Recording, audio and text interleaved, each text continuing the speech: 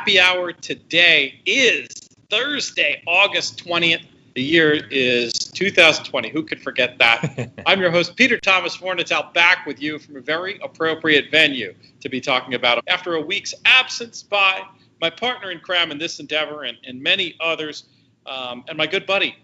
We know him from Matt Bernier. What's up, buddy? PTF, I didn't realize it was so dark. I had no light on. I figured that's the middle of the afternoon. I don't need it. And then when we came on, it looked like I was in a dungeon. So get a little bit of light out here. But yeah, no, look, all's well. And it's good to be back after a week's hiatus. It was nice to get up to Saratoga, though, for a brief minute, albeit in a totally different situation. But good to be back. Well, the weather in Maryland didn't do us a ton of favors in terms of this week's contest lineup. We are, I think, about halfway through. It's going to be a lean and mean Horseplayer Happy Hour day. The first time, I think, ever we're going to keep it pretty close to an hour. We'll see how that goes. I do want to pause for a minute as they're getting to the gate here for the next race in the contest, which is Laurel's 7th, if you're following along at home. But I did not city. But just curious what the vibes were like and what your experience was like at the place. It was very different, just to put it as simply as possible. It was just very different where you get there, typically I would get there in the they need to do before the show starts, and you see everyone in the backyard, and you see everyone at the paddock bar, and you see everyone down on the apron. And when I walked in and it was just completely empty, and it's typically just all dirt everywhere because everyone has been setting up shop and enjoying the races in the afternoon. So that was definitely a little bit odd. And I guess for the first two shows that I've done with the Breeders' Cup with NBC over the past, and that wasn't so sort of much a stark contrast, despite the fact that it was a major Grade 1 race that we were covering. And typically back when it was on Memorial Day or even when Monmouth Park, we actually had some fans. There was about 1,500 people in attendance. So it didn't feel entirely different. Saratoga with 200 people, it's different. There's something that just doesn't feel right about it. And I get it. We need to do as much as possible to stay safe and keep everything as is. It was just definitely a different feel. And that's really all I can say. I keep saying different over and over again, but it just had an entirely different vibe to it. Luckily, the racing was still good and a spectacular performance from Swiss Skydiver. And we'll see ultimately where she ends up. I'd imagine it's going to be the Kentucky Oaks. But I feel like different is probably the most poignant way of putting it, the most appropriate way. Yeah, the word you keep coming back to, and with good reason. And this is the Players Podcast. Matt Bernier from the Matt Bernier Show, NBC, many other places. We're here. We've got a contest running in the background, and it's not just any contest. This is the number of entries that we have here today, 47. That means that 4 people will win their $179 entries into that qualifier. From there, they have an opportunity to win their $10,000. Some other ways to win into that. But the other great wrinkle about this contest, Retirement Foundation. So like the favorite races, we'll get to those. And then we've also got the Fourstardave here at Saratoga, which came up particularly interesting this year. So within a couple of minutes, maybe this is a good time to it's kind of cool. So they're doing something a little bit different out there this year. Have you been paying attention to? I could be wrong. The details are out there, but I like. This has always been a good contest, and I mean we've spoken about it a number of times. So many of the Del Mar, a place like Saratoga, they always up the ante a little bit. Where it was a little bit of a higher buy-in, you needed to put if you can get in. And the good news is you had opportunities to sort of feed your way in over on horse tourneys. It's always a good day of their meeting, so no better time than now to get involved with a big time contest. Very well put. It is in fact a $4,000 buy-in. $3,000 of that is your live bankroll. That's the money you play throughout the Pacific, wagering your bankroll on these races. Then that $3,000 is the live bankroll. What about the other $1,000? Well, that's $150,000 in prizes. So first place is going to get just under $65,000 in prizes, and those prizes include cash. They include 5 $10,000 Breeders' Cup betting challenge entries, and also up to 5 NHC entries. So it's a pretty loaded prize pool. I'm not exactly sure how they're breaking it down, but very often in these live bankroll events, I'm thinking about Keeneland in particular, they're actually fantastic ways. If you're somebody who's comfortable betting at the level that $3,000 live bank requires, you have an opportunity to get your bankroll, double, 2.5, and assuming that they tier the prize pool in the right way, where it's like the Breeders' Cup entries and then the NHC entries after, gives you a chance to get an NHC seat potentially without having to like split any atoms. Now, before you quote me on that, definitely go and check the rules. It's Del Mar's Pacific Classic Betting Challenge, and I'm looking forward to it. It's nice to have another example of these online live bankroll contests. Now, I know, Matt, you've obviously played and had great success in the Breeders' Cup Betting Challenge. Have you ever played in one of these online live bank events that have a bit of a bigger bankroll like this?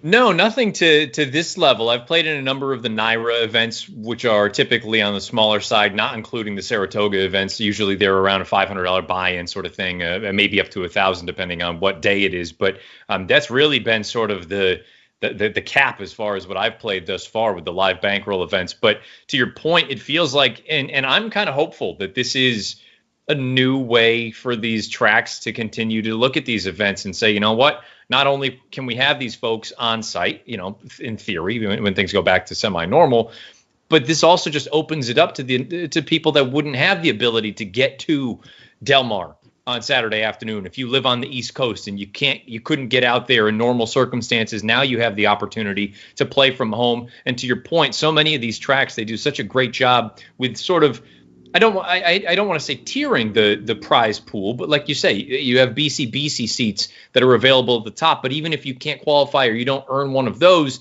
then you still have NHC seats that are out there. I think of a great contest like the Monmouth Pick Your Prize event where you can go through and look, depending on what position you're in. Some folks already have two BC seats already locked up. At that point, might as well pivot to an NHC seat, but it pays well down. And to your point, you don't have to have, I think too many people, maybe especially folks that have never played in these live money events, I feel like too many people think, oh, well, I have to end up walking out with $100,000 to have any chance. To your point, you don't need to split the atom here. You need to just make some decent opinions and make some decent wagers, and just to hit that threshold to be at least in contention to get some sort of a prize on top of whatever your bankroll ends up being. You really don't have to be that brilliant to come out on top. So I think it is something to keep in mind for folks that maybe are new to the live money events or any of the larger money events anyway, where you need to put up a little bit more. You don't automatically have to turn your $3,000 bankroll into $55,000. Yes, that's probably what you need to win, but you can still end up in that sort of $10,000 to $15,000 range and still be right in the thick of things for getting a prize. It's an excellent point. They are loading in the gate for race number 7 at Saratoga. Very quickly, I'm not super creative here at all. I like number 2, Stan the Man. I thought this was a meaningful class drop and might have the speed to control this one or at least get a great trip from up there. And you know me, Matt, anytime you get a chance for a baseball name, this one, not just for fans of the Denora Greyhound. This is one of those races where you take a look at a horse like, I think if the pace situation were a little bit different, I'd be more interested in a horse like My Boy Tate. The 5-1 is definitely enticing, but to your point, I don't know that there's a ton of speed. I will say, though, these shorter fields, Mike Joyce was one that brought it up to me when I was making my trips out to the West Coast. The shorter the field, it feels like the more murky the pace situation becomes for whatever reason, mainly because it turns into a jockey's race. That's a good phrase for it. And here I am thinking Stan the Man's going to be on or near and ends up last early. I would give up my bet here if I could, but who knows? Maybe they're flying along and the horse still has a chance. But we see a lot of chaos. Most of the chaos I feel like we see at Saratoga this year anyway tends to be more on the turf. But I think that's a good point about the short field can really change the game in a way that allows you to see your 4 to 5 favorite in a 5-horse field somehow end up at the back. We'll see if Stan the Man can come running. There's 2 outs in the bottom of the 9th right now, I'm afraid, for Stan the Man. We'll see what happens in this race at Saratoga, and then we'll get to a. I tell you what, it's a hell of a stretch duel. I'll tell you what, this horse is running. I'm a little bit behind you. I think this thing's still going to get the money though. Yeah. Oh my goodness. Not how I drew it up on paper. It's one of those things like I feel like we're playing playground basketball and I just banked in a shot, but I didn't call it, so I don't get the point. But anyway, we get Stan the Man in the winner's circle there at 4 to 5 with and then it looks like it came the 4 second. It's going to be a very tight photo for third, but that won't have too much effect on this leaderboard, but we'll see. We'll see in a minute when that updates. And then in short order, Matt, I think we should go on and talk about some of this racing over the weekend. And I think it makes sense to start with the Breeders' Cup win, and you're in action. And maybe the Del Mar Oaks is the place to start. Have you had an opportunity to take a look at this one yet? Yeah, very much so. I mean, a mile and an eighth, this is actually usually one of my favorite races of the year, just simply because this is that time. And you can say the same thing for any of these 3-year-old races, whether it's the Travers or the Alabama or any 3-year-old restricted race. I feel like this is the time of year that you see these boys and girls take another step forward. Some of them that end up going on to be bigger and better. This is when you get that next forward move. I think you get another forward move at the beginning of their 4-year-old campaign, and then probably mid to 3/4 of the way through their 4-year-old campaign before they sort of max out. This race, I've always been against Laura's Light, and she just keeps running awesome race after awesome race. And I know she wanted a mile and an eighth 2 starts back, but she ended up kind of, I don't want to say inheriting things, but you had the runoff speed setter, who I believe is also in this race, Parkour, who just went unbelievably fast. This thing kind of fell into her lap, and she just held on at the end.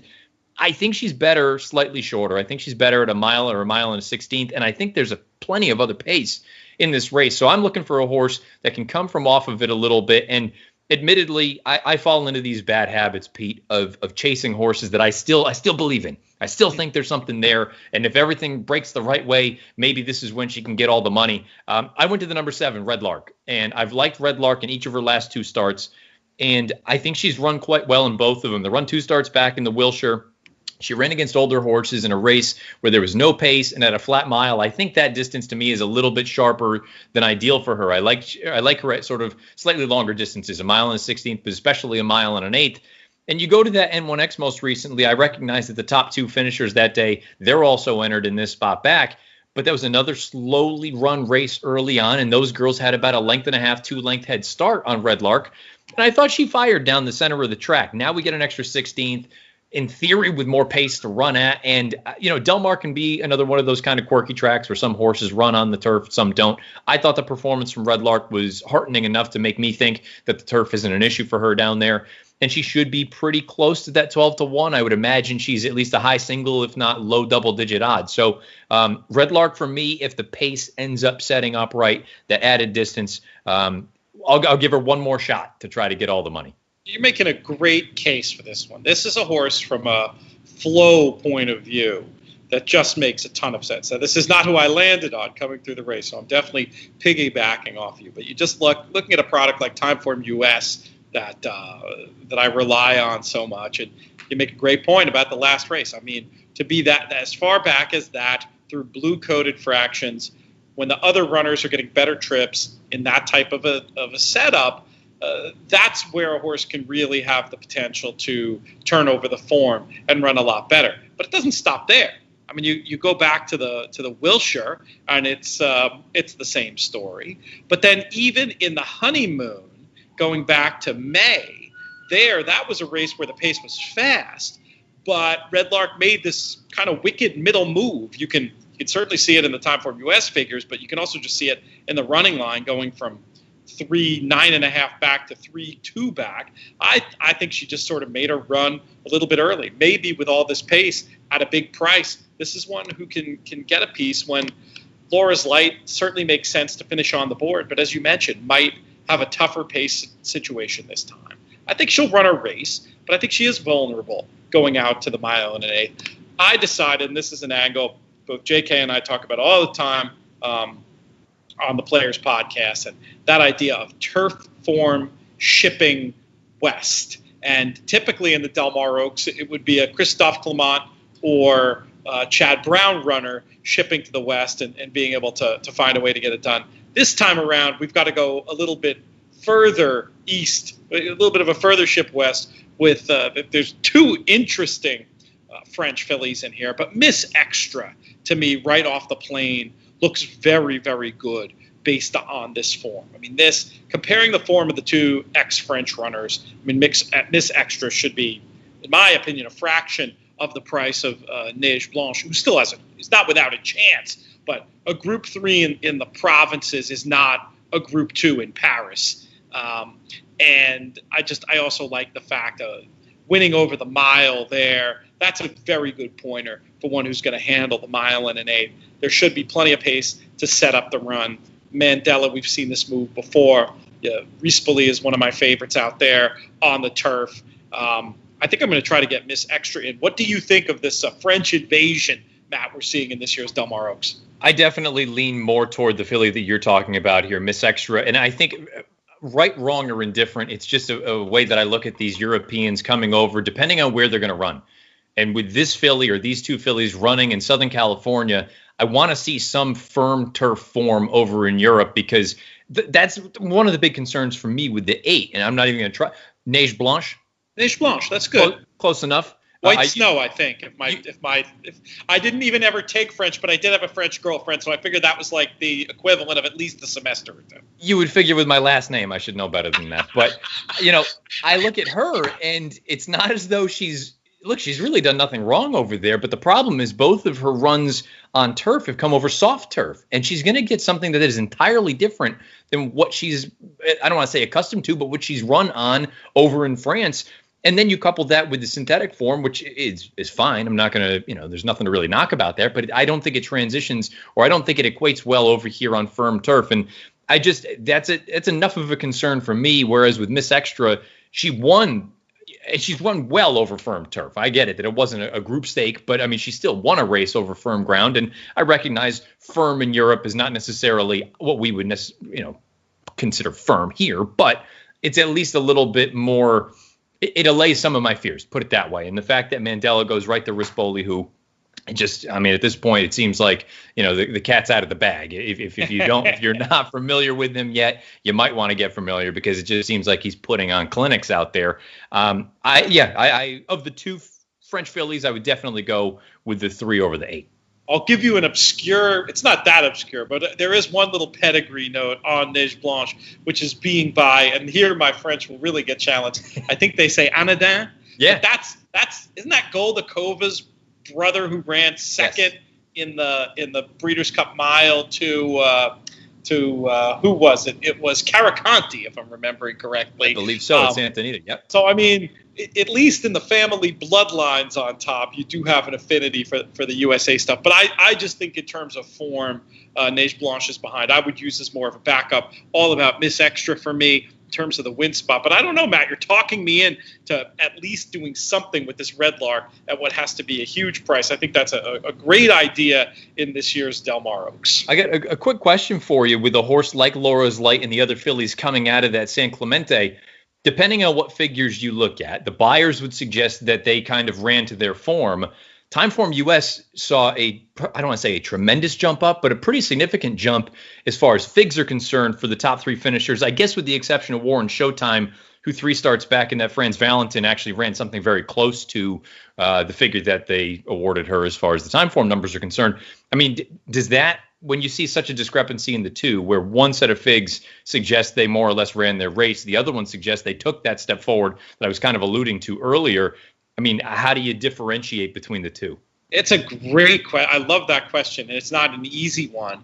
I was thinking that there could have been a bit of a pace element to it, potentially, as to I feel like the buyer speed figures very often on turf. I feel like and I could be wrong about this, and somebody, I may get hate mail, but I do feel like there's a little bit more projecting that goes on the buyer side, and that might lead the race to looking a little bit more in line with the previous form. But that may not be wrong. The fact that it was at least coded fast on time form, and that might have carried them to a little bit faster of a time. So it's a really good down the rabbit hole speed figure making question that I read it.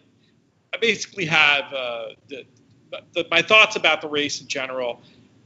It pays typically to be cynical about the local California form when you're dealing with shippers. So that pushed me a little more to the buyer view. Mm-hmm. And then, I mean, just the point that you made before, looking at, it just feels like the mile and an eighth stretches Laura's Light in a way where even if that did represent a new level of ability, which it might have, I still feel like she could back up a little bit. How did you answer that same question in terms of which one of those figures to take more literally? Well, the one thing that I keep going back to, and it's not just because I bet her in that San Clemente, but Warren Showtime has actually run a figure as far as time form is concerned that would actually stack up well with the 113 that she earned in that San Clemente. So there's a part of me that wants to look at it and say it's legitimate. And if it is legitimate, I mean, those three girls have a pretty substantial edge on the rest of the field.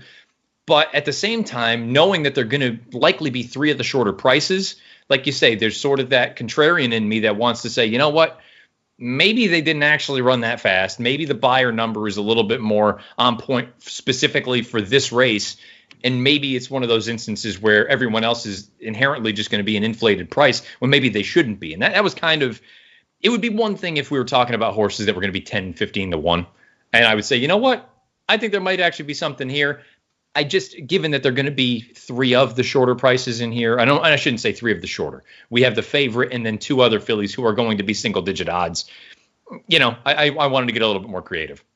Warren Showtime is worth discussing for maybe at least another second. Sure. I thought last time was a bit of a product of setup, should theoretically have the setup again today. But it certainly is interesting to see the switch to Mike Smith in this spot.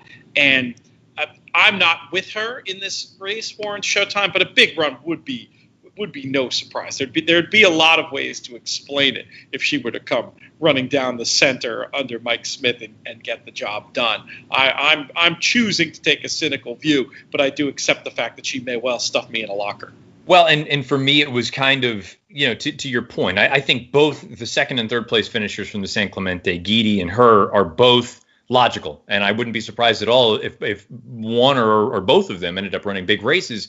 But ultimately, kind of to my selection in here, I think they're all going to be in a relatively similar position, and maybe even Red Lark is slightly ahead of those two girls. And if I think they're all going to have similar running styles, and Red Lark is arguably going to be twice the price of a horse like Warren Showtime, and I don't know that there is that much of a difference in talent level, I'm always going to go with the horse that I think has been a little bit compromised, perhaps in setups and things of that nature, as opposed to the horse who, to your point, I kind of feel like, I don't want to say last time was the time, because Warren Showtime could easily win this race, but with the pace situation that was signed on in that San Clemente, I kind of feel like that was supposed to be the time that she was supposed to get it done, because they went so fast and she still couldn't quite get there. So to me, it comes down to price and factoring in that I think perhaps one of these three fillies that we're discussing has been a little bit compromised based on pace setup and situations of that nature, as opposed to Warren Showtime and Guidi, who both I think have kind of had the best of it in their most recent start, and they still couldn't quite get over the hump. I'm excited to see how it all plays out in this year's Del Mar Oaks, that's for sure, and be fun to follow this division the rest of the way. I do think that the 3-year-old turf fillies are a lot of fun typically to follow, and it is great to see when one of them can step up and succeed on a big stage, and one of them will have their chance, given that this is a win-and-you're-in race. Let's take a look at our leaderboard at this point. We've got 4 players who are going to be winning their entry into Saturday's Breeders' Cup Betting Challenge qualifier. I should point out that folks, of course, can just buy in directly for $179 and play in that event to try to punch their tickets to the BCBC if the $4,000 price tag on the Del Mar contest proves too much. But our top 4 right now in this qualifier: Mike Somich, who's been on our airwaves before and has won. I know he's qualified, and I think he's even won some of these Horseplayer Happy Hours. Very, very creative player who I'd love to talk to more about his approach to the $2 mythical win place, because he seems really good at it. Mike Somich in first, 54.70. Chris Couples, who I had the pleasure of meeting at the NHC, in second, 44.80. Ramon Calzadillas in third with 38.80. Brian Gallagher sits in fourth, 31.20. And then just one other notable, Chris Couples has a second entry with 30.50 in fifth. So he is in a very good spot to potentially advance and go on and play on Saturday and try to punch that ticket into the Breeders' Cup Betting Challenge. So contest-wise, I think our next race up is going to be this 8th race at Laurel. Looks like we have a while there. Do you have Saratoga in front of you, Matt? How long till our next Saratoga race? Saratoga looks like it's 17 minutes away, and like you say, we've got 4 minutes to the next at Laurel, and it's a barn burner, a giant 3-horse field. We got unlucky with the weather. Yeah. But we almost might as well handicap it on principle. Looking quickly, does anything leap out at you at the Laurel race? Based on who's still involved, I love the name of the two, Dolores Westworld. I think that's quite funny for anybody that watches Westworld. That show lost me after like halfway in season 2. It sounded like it got insane. It started. Not many shows start out with everybody telling you have to watch, and then you hear, within a certain amount of months, don't bother. But I love, I'm a huge Jeffrey Wright fan. I almost want to watch just for him. Visually, like the show, the aesthetics are phenomenal, and it took one too many left turns, and I was like, I can't follow this anymore. I don't have the brain power. I don't have the bandwidth for it. I'm out.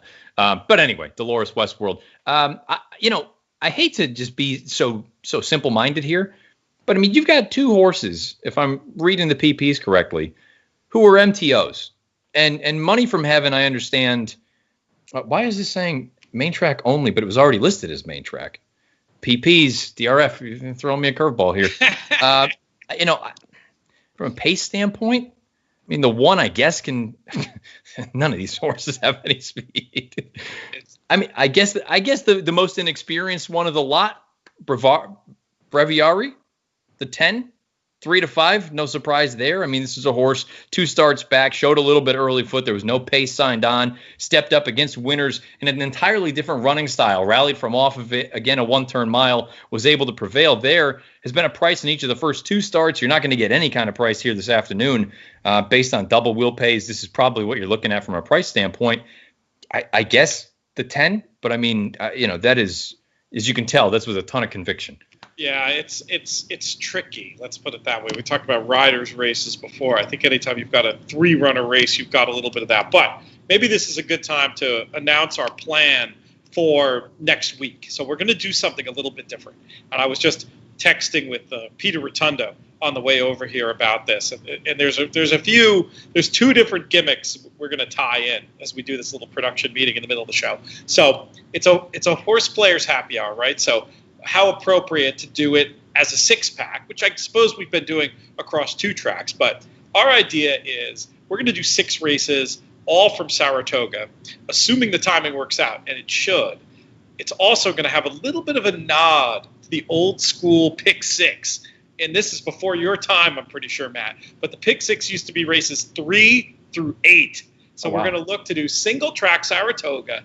Same deal. We'll come on for the last hour or so. But it'll start, hopefully, again, assuming the timing works out, in race 3. We'll do it all Saratoga, and I think it could be a lot of fun. It could be a little bit of a wrinkle and a way to get some folks involved. Not that we mind Laurel at all. I mean, excited to play it tomorrow as part of the Stronach 5, but just to change things up a little bit, I think we might be able to build some momentum as we move forward. So what do you think of that idea? I love it. And I think, too, like you say, this is not meant to be a knock to our friends at Laurel, but I think this time of year, so many people are just conditioned to look at Saratoga and Del Mar. It's just one of the things that you do. And why not have the entire contest be comprised of races from Saratoga?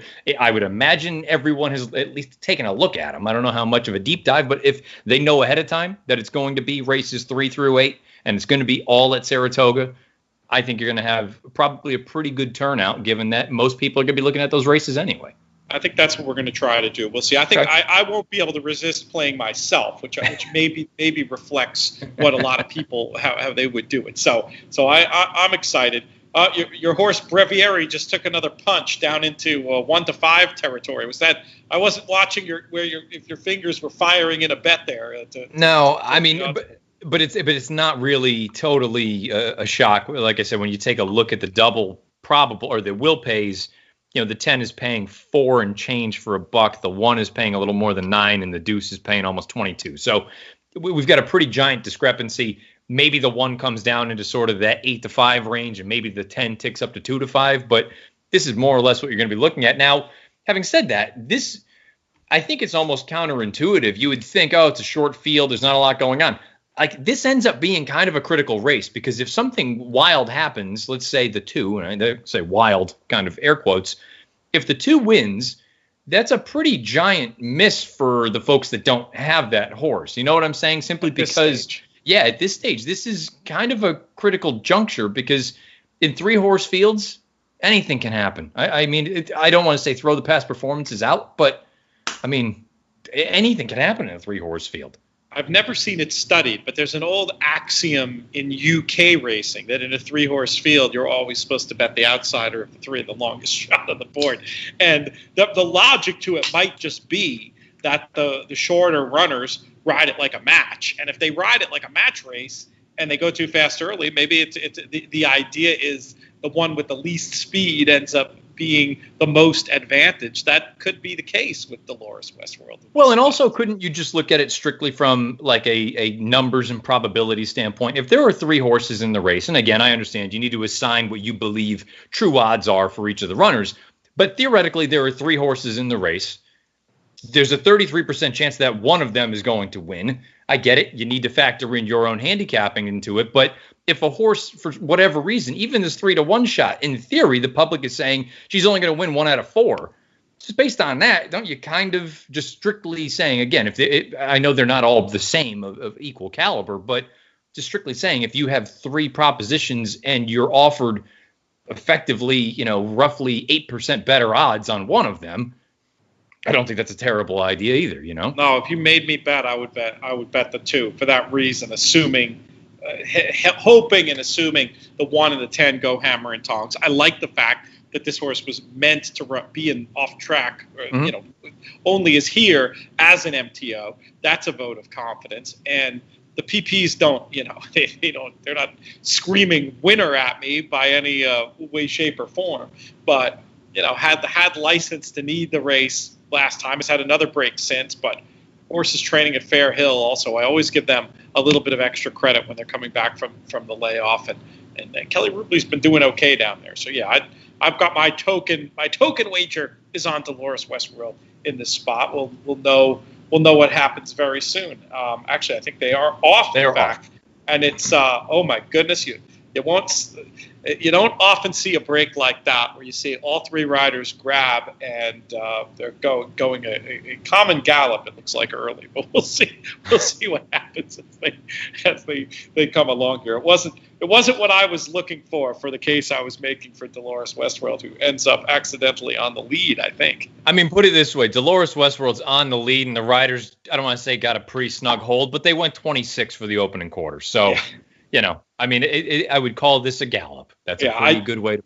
I don't like being positioned. I was sort of hoping. I mean, I don't know. I haven't been watching enough to know what's going on with the track today, but usually I don't want to be down there right on the rail at Laurel where it looks like this one is. So we'll see how it plays out, and then we'll stick to Del Mar. And when we have a result here, we'll dive in to our next win and you're in race, the Pacific Classic, one of the signature races of the Del Mar meet. Excited to get your thoughts on that, but let's see what happens here. Does it look like favorite in trouble? Yeah, it looks like the 1 is moving real well right now, who just swooped up on the outside. And, I mean, give the favorite credit. The favorite's not packing it in by any stretch. This looks like, again, we're going to have a pretty good duel down the lane just with these 2. I think the favorite might have actually taken the shot from the 1 and turned him away. So there you go. Winning like an odds-on should in that sense, being able to throw the punch, take the punch, and widening at the end for Breviary. I'll tell you what, though, this is the kind of horse that I think, when you see this horse in the past performances at first glance, you're going to say, well, okay, fine, the horse is whatever level this is, far from a superstar or anything like that. But these are the kind of cool horses that, maybe they don't have the 100-mile-an-hour fastball. Maybe their fastball is only 80 miles an hour. But, boy, they give you everything that they've got every single time that they go out to the track. This is now 3 straight wins for this horse.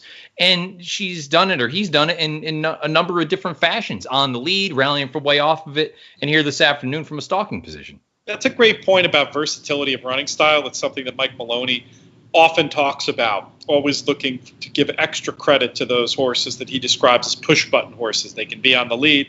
They typically are going to be forward and be just off, but heck, if it was a crazy pace, they could even settle and come running. Always trying to build the bigger bets around those horses that have that versatility, especially in this day and age when there's so much, so many unusual pace situations and tactical things that don't always make sense. It's nice to have a horse that's not completely dependent on one pace scenario and can adopt to any of several. And that does happen not just at the top of the game with horses like American Pharaoh, but it happens at the lower levels too. And it's a very good observation. Actually, Matt, maybe in the spirit of giving folks a chance to get a wager down for this 8th race at Saratoga, let's quickly talk about this one before we dive into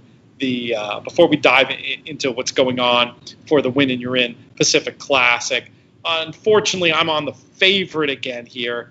I thought Lead Guitar was the most likely winner.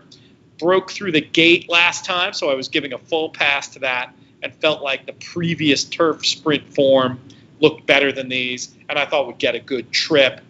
Just got back from 2-1 down into 8-5. Some others to potentially use. I thought Elegant Zip for underneath was maybe an interesting long shot who could be forward. These connections are doing very well of late, certainly noticeable. And then if I was going to use Elegant Zip, I felt committed to also using number 5, Speightstown Gal. Finished ahead of the second pick last time, and was on the lead there. Might be better from coming off the pace and be able to do something. So I was going to key the 7 with the 3 and the 5 in the 8th race at Saratoga, and I was very disappointed because I'd originally wanted to play doubles into a horse that I know you liked as well in the nightcap, number 2, We Should Talk, who will choose to compete another day. So I'm just going to keep this. I think I'm going to keep this to vertical play. But if you need to bet it, if anybody out there needs to bet a double, I default then into for the nightcap, number 7, Just Right, and number 1, Dark Money. But I really like number 2, We Should Talk, who will be competing another day. But anyway, Lead Guitar, my top selection in Saratoga's 8th race. Did you have? I know you spent a lot of time looking ahead at the weekend. Did you have a quick thought on this Saratoga race? Yeah, a horse like Lead Guitar, I remember last year when this horse debuted up there. Well, didn't debut, but second time out for Weaver. I thought she was awesome. And, she couldn't quite prevail that day, but then she came back and just blew the doors off of a State Bred Maiden special weight group. And unfortunately for her, she had a giant layoff from mid-October all the way into June. She came back, won very impressively. They tried the dirt. I'm drawing a line through that race. And then you brought up breaking through the gate early, but also soft turf. And I don't know that necessarily is conducive for a horse like this. She makes all the sense in the world. Very rarely am I going to sit here and say, you know what, 3-2, I get it. I kind of get it. I mean, I feel like she's probably the best horse in the race. If you were so inclined to look for someone else, you brought up Speightstown Gal. We talked about versatility just now in that Laurel race. I like the fact that Speightstown Gal, I kind of agree with you. I think that most recent start, she was forwardly placed. I think she's probably a little bit better coming from slightly off of it, but she still ran a very, very competitive effort in that most recent start. So I think that versatility goes a long way if you're looking for a slightly better price. She's 3-1 right now. We'll see what she goes off at. I also love, it's a little bit of a pet angle of mine, she's paired up career buyer tops of 77. To me, that can potentially sort of precede a forward move. So if you think she can take that step up into the low to mid 80s, she's going to be a handful in a spot like this. Outside of those two, I think it is worth noting the 4, the important one. She won a race for me to get me in and win qualify in one of these contests a number of weeks ago at Belmont. She rallied from 100 out of it. I thought she was going to be up on the lead. She rallied from way off of it. I don't love her today just because that race has come back very, very weak thus far, and I think she's taking on an entirely different class of animal here this afternoon. So for me, it would probably be a 7-5 play, but if you were inclined to just play win, which I more often than not, that is my game, is just kind of win or daily double, I wouldn't be opposed to taking a shot with the 5 Speightstown Gal. This is just a steady stream of money at this point for the 7 Lead Guitar, 7-5, the most recent flash I've seen. We're close enough to this race, and you left me some good questions to follow up with you about. So we'll chat a little more about this, and then once this race is run, we'll get to the Pack Classic and the Fourstardave. But I like that point. I like the idea of looking for those figure patterns to potentially portend improvement for runners like this. Is that one that's where did that idea come from? Is that something you've just noticed over time? Is there like a hypothesis behind why the pairing up of figures can lead to that forward move? No, I mean, I think it was, I'm going to probably, and I don't know if it's all him or not, but when I was first down in New York, I mean, I'll give Dan Illman credit for at least tipping that off as a theory that he had sort of used in the past. And I feel like there's some signal in there. I don't think it's just, kind of hogwash. I think there is a reason that these horses, especially lightly raced horses, it's one thing if you've got a horse who's run 25 times and they pair up Beyer tops and we're talking slight tops, that to me, you're kind of drawing at straws at that point, hoping for something that's, to me, kind of on the unlikely side. With a horse like this, she's a 3-year-old taking on some older horses. She's very lightly raced. The 2 fastest races of her career have come sprinting on turf. She's shown that versatility that we talked about, and I agree 100% with Mike Maloney. I look at it and say, if I know that I am not dependent on one situation happening, boy, aren't you in such a better position, a more advantageous position than those horses that are confirmed one-run closers or need the lead types. If you throw me a curveball, I'm sitting fastball, but I can adjust a curveball, that kind of thing. That to me is a major, major differentiating factor in just the overall quality of any certain animal. And with her, the 2 races have come off the layoff with the paired up tops. I think you get a forward move here. Is it enough to beat Lead Guitar? We'll find out. But I quite like her in here. I think she's got a big chance. One figure pattern that I like that I think goes back. Speaking of, it's like old home week. We're talking about all our old DRF colleagues, but in Dave Litvin's excellent handicapping book, I think he might have written a couple, but I think this was in the first one. The idea that when a horse comes back, I think it's mostly for like going from 2 to 3 or 3 to 4. But when a horse comes back off a layoff and runs a number within a couple of points of its previous top figure, those horses often, that's often a great sign that they're still themselves, and then with that run under their belt, typically will move up forward off that. I think that one might come from sheet theory, Ragozin sheet theory, but I think it works just as well with the Beyers, and I think it's a smart way to look at the world. I mean, that's one thing that the sheets do, that you need to use your imagination more when you're staring at DRF PPs. When it is plotted on a graph, you can see patterns. Now, sometimes, being human beings, we see patterns that aren't there. But I do think there are reliable patterns and indicators that can help you pick up when a horse is going in the right direction. I assume that's an idea you use in a lot of your work. Yeah, and to your point, this feels like it's much more a Ragozin thoroughgraph sort of logic, where you look for those paired up figs that could potentially lead to something bigger and better in that next start. But I kind of feel like it applies to all speed figures, where it's one of those instances where clearly not only are they in good form, but they are perhaps, and again, I throw that kind of caveat out there, that I want it with more lightly raced or I don't want to say inexperienced horses, but horses who I think have the ability for that forward move, as opposed to the seasoned veterans that have been out there a million times. A paired up Beyer top to me, or a paired up top feet, sheet fig, doesn't really do anything for me. So we'll find out here. She has every opportunity. I don't know if she's good enough, and it doesn't look like she is, but she had, I mean, it was, I know she was a little bit wide, but she had every chance. She's running a decent race, but I think the favorite's just going to be too good in the race. The race just falling apart a little bit late. This is a tough day for non-favorite backers. We've had 2 favorites in a row who halfway through, if there was in race betting, would have been twice their starting prices at least. And in both instances, one on the dirt and now here on the turf, they just kept finding and end up getting the better of their opposition. I think in the end, this one's going to come 5-2. Was it the 2 who got second here? Yeah, I think it was outside. So excuse me, I said 5-7. 7-5. That would be my guess. To your point, it felt like the race kind of fell apart a little bit late. Again, Speightstown Gal was a little bit wide, but to me, I don't really want to use that as an excuse. I think she just got beat by a better horse.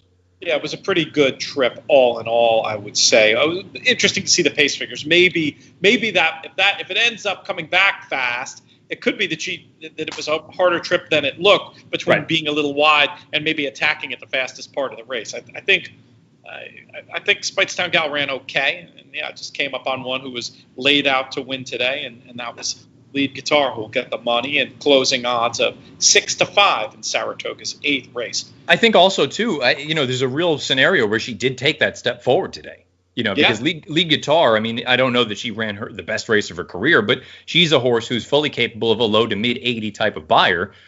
I don't see any reason why Speightstown Gal couldn't have necessarily earned that today and still lost. I take that point for sure.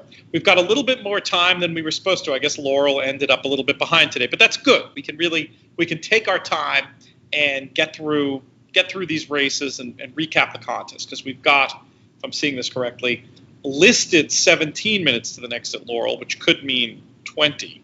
Though they may, we'll see if they may speed things up a little bit and get that closer to that 17. But anyway, plenty of time. We'll recap and see who's in what position here after we get Saratoga official. We'll have plenty of time for that, though. I think it's time that we take a look to the featured race at Del Mar on Saturday, the race that gives the day its name.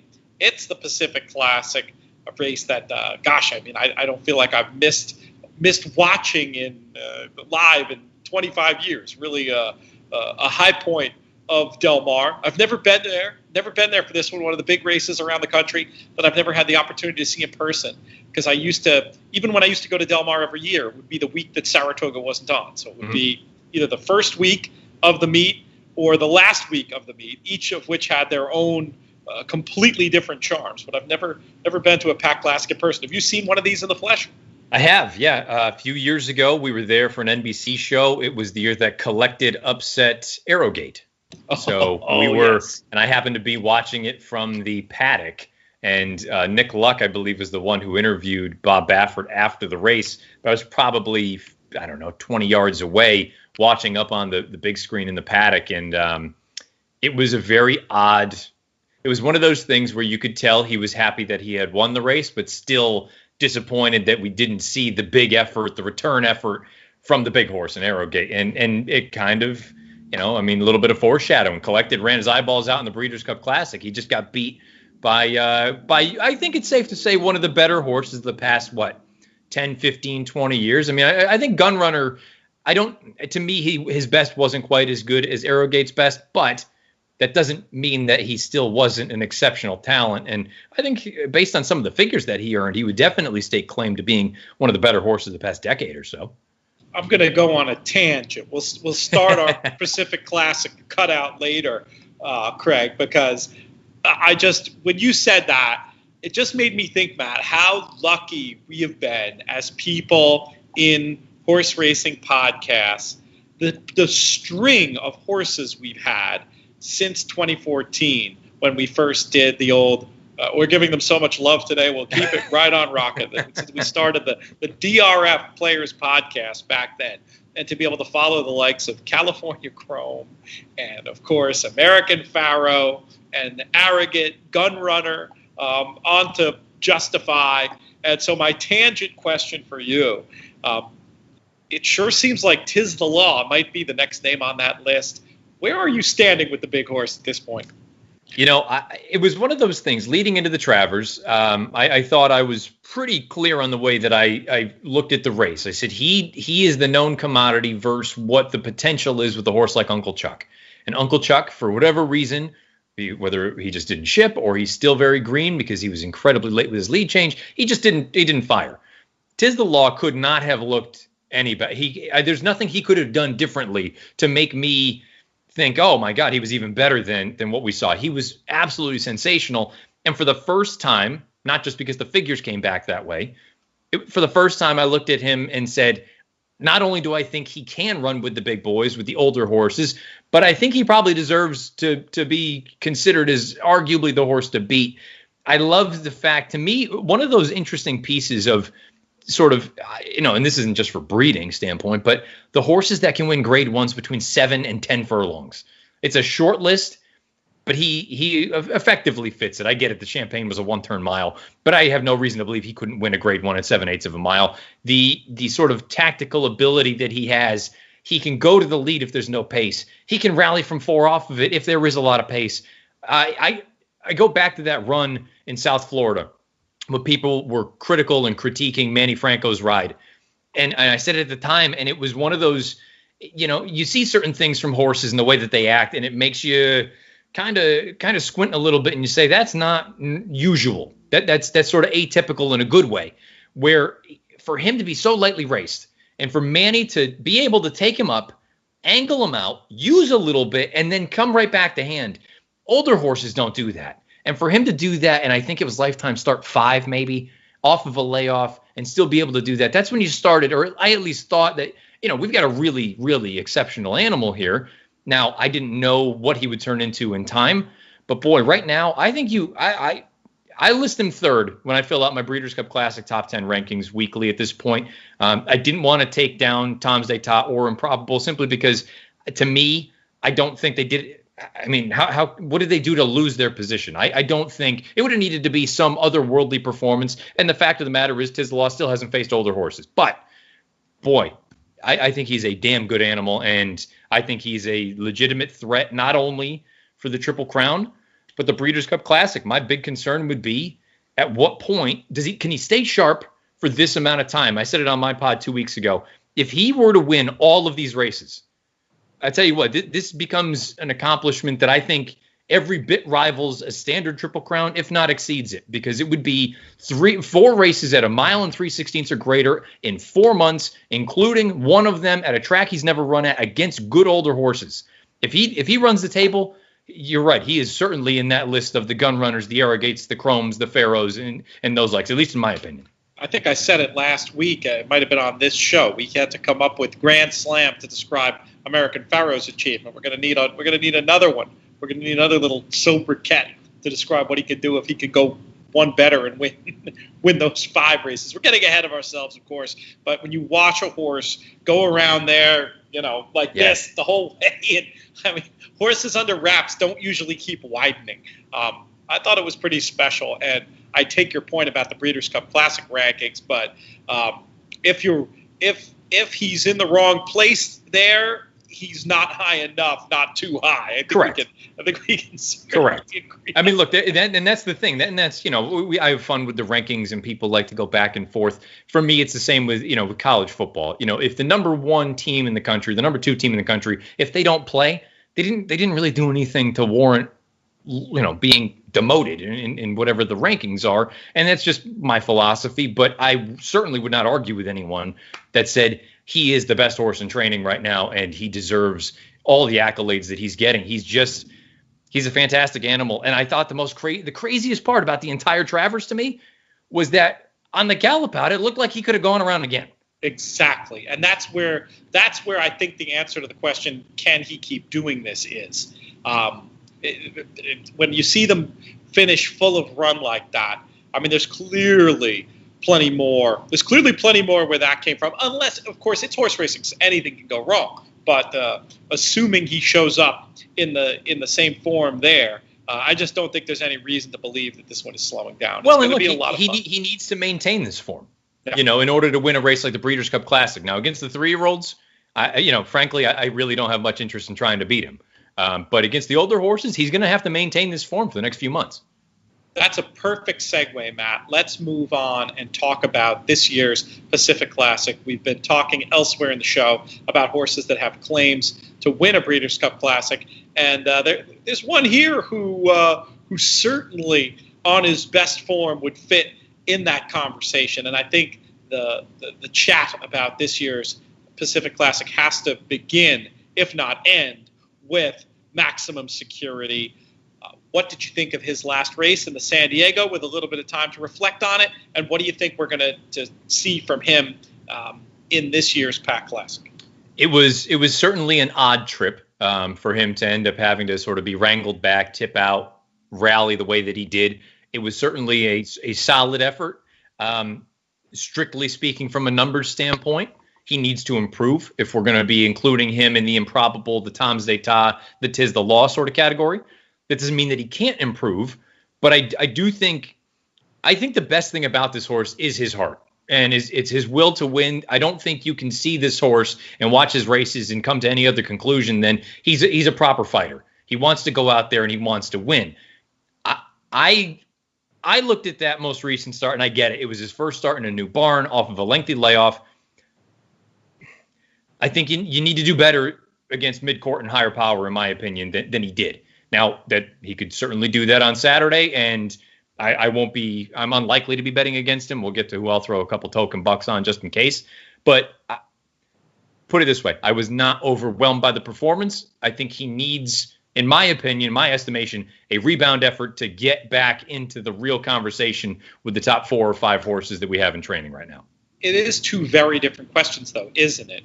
Whether or not he can handle this group versus whether or not he can go on and be at the top of the market for a race like the Breeders' Cup Classic. And it's a funny one that I can kind of argue either way. It wasn't pretty, but it also, as you pointed out, wasn't the easiest trip in the world. There are reasons for him to move forward. He's been a fighter. He seems to get obviously just have a lot of inherent class, a horse that only once hasn't crossed the wire first. But I'm willing to take a little shot against him in this spot only because I think he is going to tilt the tote board in a way where I feel like there are enough questions that I can find value in another place. Now, we'll see what the prices are, and maybe I'll change my tune on that. Just on principle, I'm on a very rare head-to-head winning streak against Jonathan Kinchin, and I decided to put it on the line in this spot. I took the rest of the field. He took maximum security. I'm well aware that he's getting the best of it in terms of how this tote market is going to close. But I was willing to take a little bit of a shot with higher power. And I feel like there were a few reasons for higher power to run better here. For one, I think I may have underestimated the difference between higher power going 1 1/16 and going 1 1/4. We're back out to the 1 1/4 here. Obviously, this is the scene of the crime for higher power. This is the 10 furlongs. The Pack Classic last year was his. If you play the old kids show game, which one of these races is not like the other? You land on higher power's Pack Classic last year. I get it. I also get that was a perfect setup, and he was probably on the right part of the track. But even if you take away a certain amount from the number that he earned in the Pack Classic 1 year ago, it's not a very good, in addition to maybe being inadequately short and off a little bit of a break, it was not a great trip that he had last time either, ending up spending some time down on the inside when I didn't think that was necessarily the place you wanted to be. And I think coming back here, stretching out, being what I assume, I haven't seen the morning lines yet, but I bet they're out now. But 3 to 1. 3 to 1. Okay, I was hoping for maybe 7 to 2. I was figuring mid-court and Max are going to take just a ton of money coming back at each other. But I think there's reasons for this one to move up, and I'm interested with taking a little bit of a shot. If it doesn't work out, it doesn't work out. But I feel like, and in my picks, I'll certainly save with Max. I mean, I feel like it'll be Max or it'll be higher power. So I'll probably play those two, pressing higher power a little, and of course for my head-to-head purposes, I'll be just squarely rooting for. I won't be rooting down Max. That would be churlish. He's a really cool horse, and the sins of his past trainer are certainly not his fault or to be laid at his feet. Very cool horse. I'll be very happy to see him run well, but I'm okay. I'm okay opposing in this spot. Ultimately, how do you think you're going to end up betting this year's Pack Classic? I mean, quickly to your point on higher power, I mean, the only 3 triple-digit buyers of his career have come at 1 1/4. So this clearly is his trip. I can understand anyone that looks at him and says he is the alternative, but I can quickly go through this field and I go mid-court. I don't think he's good enough to win. Higher power, even at his best, if Max shows up with his best, I think it's probably a notch or 2 below. Dark Vader, I think he's an admirable horse. I don't think he's quite this good. Maximum Security, obviously, we just spoke about. And Sharp Samurai, if he was really this good on dirt, we would have run him on dirt a long time ago. At least that's the way that I look at it. And that leaves you with the X factor, the entire unknown. And I get it. This Miranik, I don't know how you want to pronounce it. This horse could easily finish last beaten by 100. And I'm not saying that to be a jerk, but we've seen this before. You know what? Horses come from South America. They take a shot, and it's an entirely different world. We've also seen the South American horses come up and perform very, very well. And I have no idea what to expect from this horse, to be honest with you. I go back and watch that Nacional, that Group 1, back in November of last year. The horse was mid-pack, going a mile and 9/16. I get it. This may end up feeling like a breeze for him compared to that race. But he looked like a nice little horse. And the Lasix go on. I watched a couple of his workouts. I think he gets over the track just fine. Frankly, it's far from a, I would never call this a strong opinion, but I'm not sold on anyone else other than maybe Higher Power, again, for the mile and a quarter, for the reasons that you laid out. But that's too short for me to really get enticed to take a shot against Max. I'm going to throw a couple of dollars of funny money on the 3 Miranake. I don't know how you want to pronounce it. I like Miranake for it, but it's Argentinian Spanish, bred, so yeah. So I have no idea, but again, I wouldn't be surprised at all if the horse finished last. I also wouldn't be stunned if the horse showed up with a pretty solid effort. I don't know if it's good enough to win, but that's ultimately where I went by default. And for me, this race is much more. It's honestly, it's just more about maximum security and finding out, is he still what we think he is capable of, or is he not quite the same horse that we saw last year? I think it's a wonderfully creative opinion, and I kind of love it. You're hoping for shades of Arkong here in this year's Pacific Classic at a giant price. As for the pronunciation, you were watching the Nacional. What did the caller at Palermo say? I'm gonna butcher it again, so I don't want to. I can pull it up again and we can actually listen to it. It's on YouTube for anybody that's curious about it. I mean, but this is a horse who's done nothing wrong in the main track, and his runs down there. It's a far cry from what I'm talking about earlier with the grade 1s between 7 and 10 here in the States. But this horse has won graded or group stakes races between 7 furlongs and a shade more than 12. So, clearly there's some sort of ability. Again, the quality of competition probably pales in comparison to what he's going to run into on Saturday afternoon. But to me, it's sort of the simple old sort of idea of, yes, there's a horse to beat. I can poke holes in that one. If he wins, great. I tip my cap. I don't like anybody else. Give me the complete wild card in here. And if I lose, what do I care? I move on to the next race. Yeah, I mean, that's the thing. Risk and reward wise, I'm sure you're going to get longer than the 10s listed there. 2 other quick points on Miranake and the Pack Classic. One, people, you got to be pleased. This is just some of the value Matt provides and why you should be listening to the Matt Bernier Show and following him on Twitter as well. He's watching tape from Palermo in Argentina as well as studying the workouts, so you don't have to. That's one very important bit. And the other, just interestingly, is we do have some figures via Timeform US, which would put the horse behind, but still, it's kind of cool to be able to have that window. And I can't help but note that for whatever it's worth, the dirt figures are higher than the turf figures. So who knows? At a big price, Matt taking a shot there. I'm going to be taking a little bit of a shot with Higher Power, and maximum security will probably go and stuff us both in the locker. But it'll be fun. And Pete, we've talked about it too in the past. We don't need to get into the entire discussion about Lasix, but it can help. And for a horse who, like you say, he's earned, if you want to use these figs as sort of a guideline, yes, he is considerably slower than the top competitors in here. But if he's, without Lasix around a 110 or a 112 type from a time form standpoint, does the Lasix move him up 10? I doubt it, but maybe it at least gets him into the high teens. Maybe he can get a piece of this thing. So if you're looking at it and saying it's maximum security's race to lose, maybe he's the kind of horse that you can use underneath to try to spice some things up. And then there's also, you sometimes you can chip away at those figure differentials. Maybe the Lasix is responsible for a certain amount. Maybe you have a trip, a bad trip for one and a good trip for yours that can narrow that gap. And all of a sudden there isn't any gap and you've got a giant long shot somewhere up there in the number. Let's move on. Matt, they're getting ready to head to the gate for this last race at Maryland. We don't need to do a deep dive on it, but I think we should do a quick thought, at least, on this year's Fourstardave. For me, I've talked about Without Parole a lot. When Without Parole won at Ascot, at this point, it's the other year, 3 years back, I guess, with the St. James's Palace win when he was a 3-year-old. being a 5-year-old now. I guess my math is PTF tries math fails. I guess it was only a couple of years ago. But anyway, this was a horse I marked for future Grade 1 success in the USA. I felt like the last 2 times had excuses, no run whatsoever in the Shoemaker. And I thought last time just ended up very wide, ended up traveling, I think according to Trackus, it was 13 feet more than Raging Bull. I could see that being the differential between the two.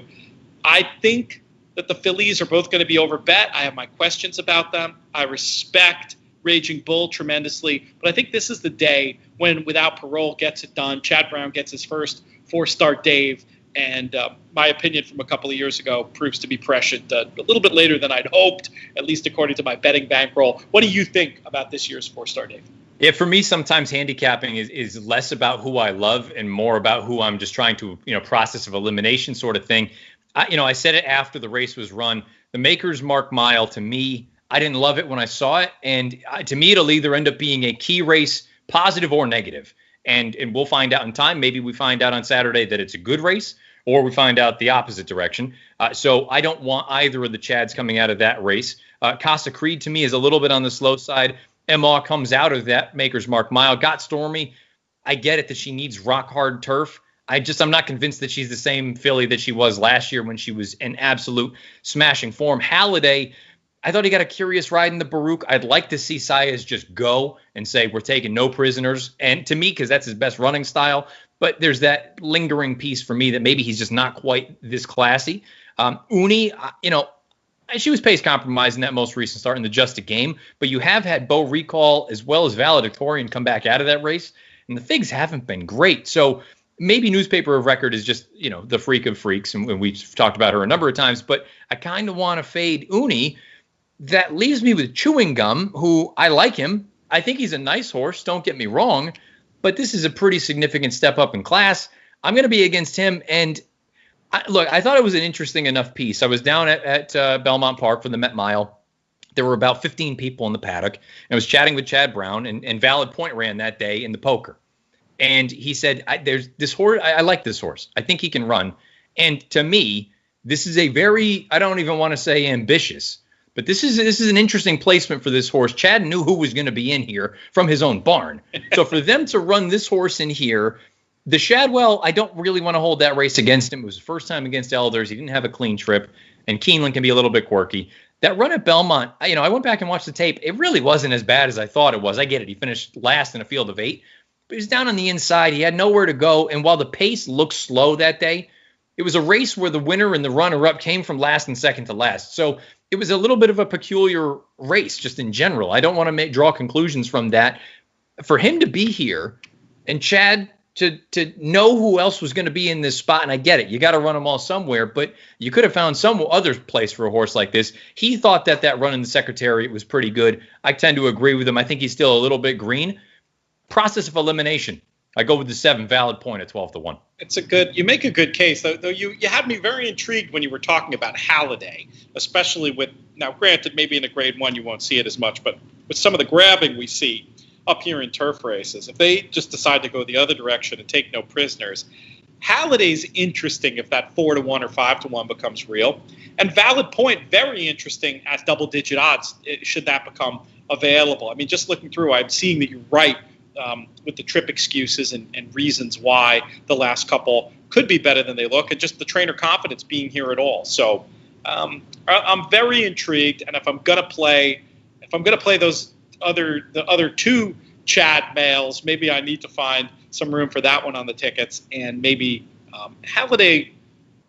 I could see the price depending. I could see elevating into some kind of a backup role there, because this horse's numbers, as you point out, just so much better when allowed to roll on the lead. Gotta go. And that was the thing. I liked him in the Baruch, and when I saw the tactics, especially when some like at Hot Brown ends up wiring the field with a soft lead, I go, that was supposed to be you.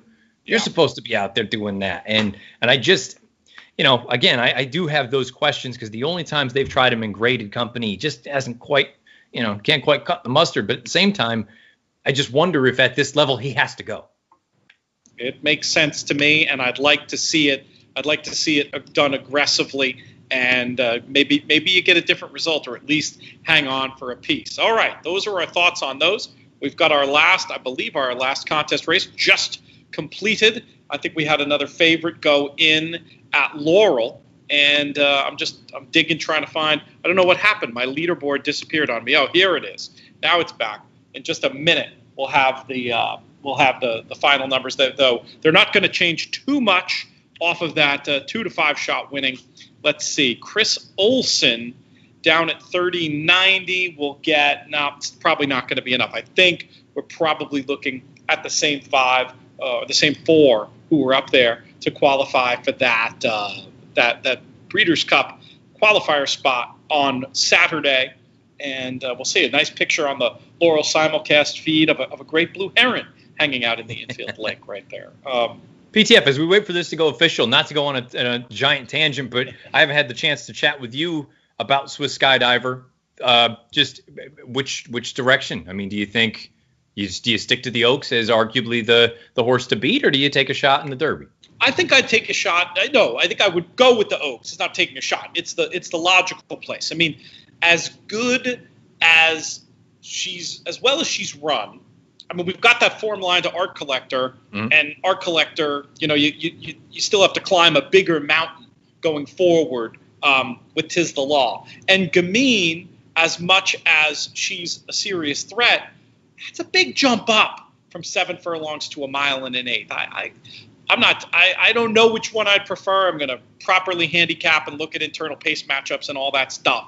But the idea with the finish that Swiss Skydiver has shown when the pace scenario is right, I think she could just run her race in behind.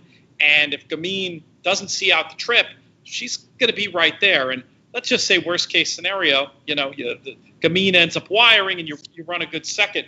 If you want to get ambitious, there's always the Preakness. So I don't understand the rush to the Derby necessarily with that one, with the Oaks as such a meaningful target right there. I mean, from a storytelling point of view and from an interest in the Kentucky Derby point of view, like maybe the powers that be in horse racing should give them the winning purse now to run in the Derby just for all the extra tension that would generate. But in terms of if this was my horse I was managing, it would be the Kentucky Oaks for me. What do you think?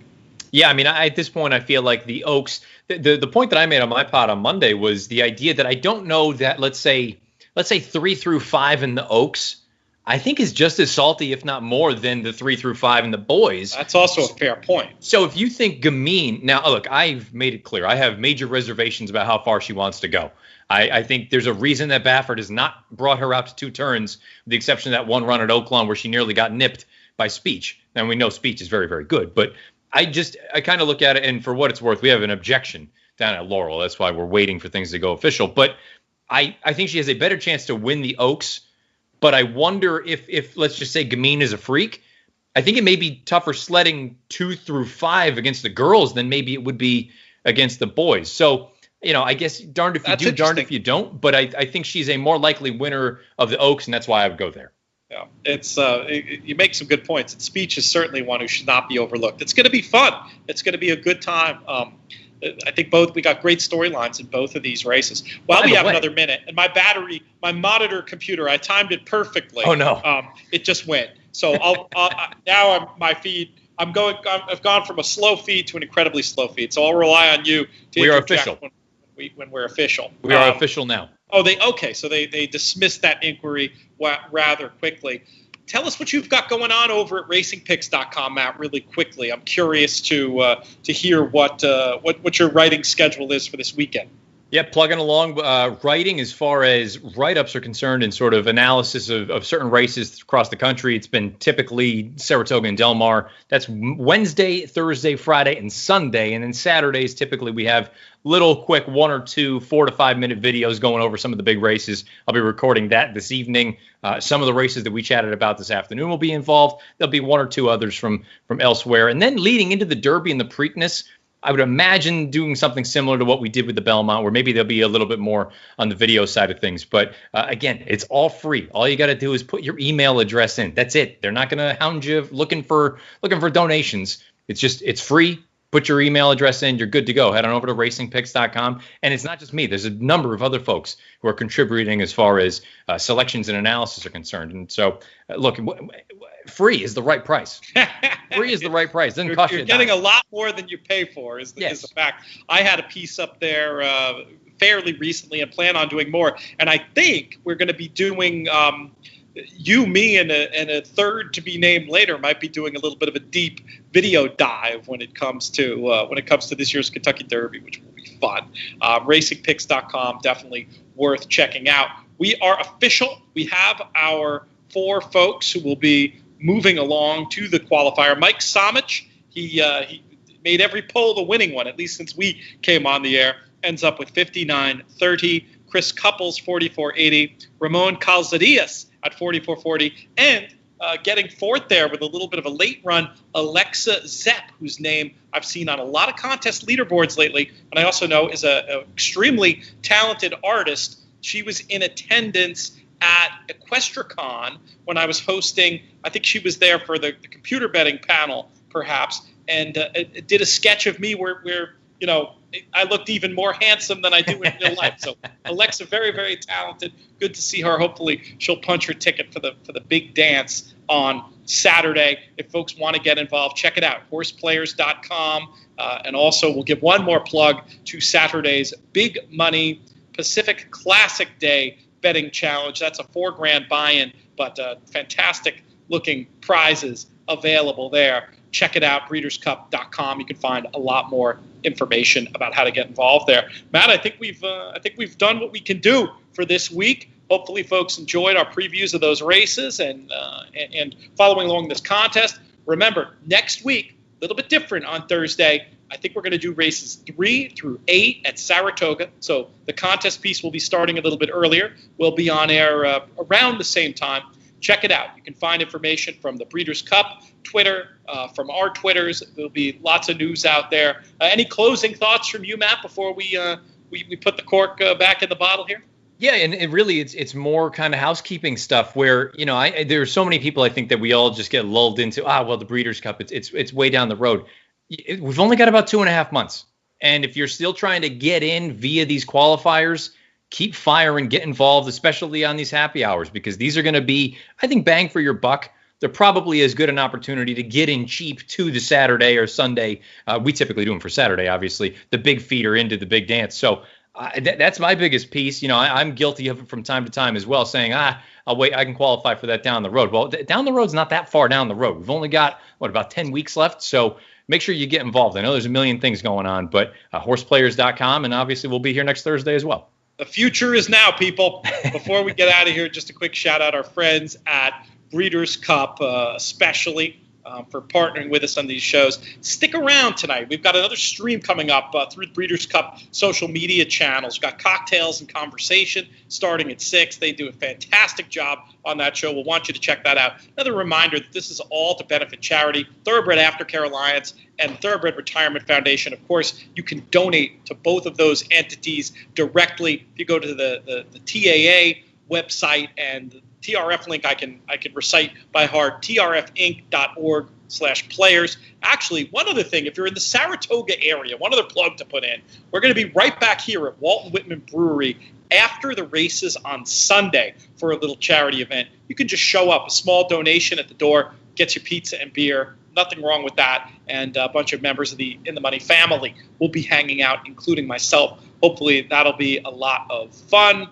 And that's going to do it. This show's been a co-production of the Breeders' Cup and In the Money Media. On the In the Money Media side, our technical advisor, producer extraordinaire, DJ Unstable, a.k.a. Producer Craig.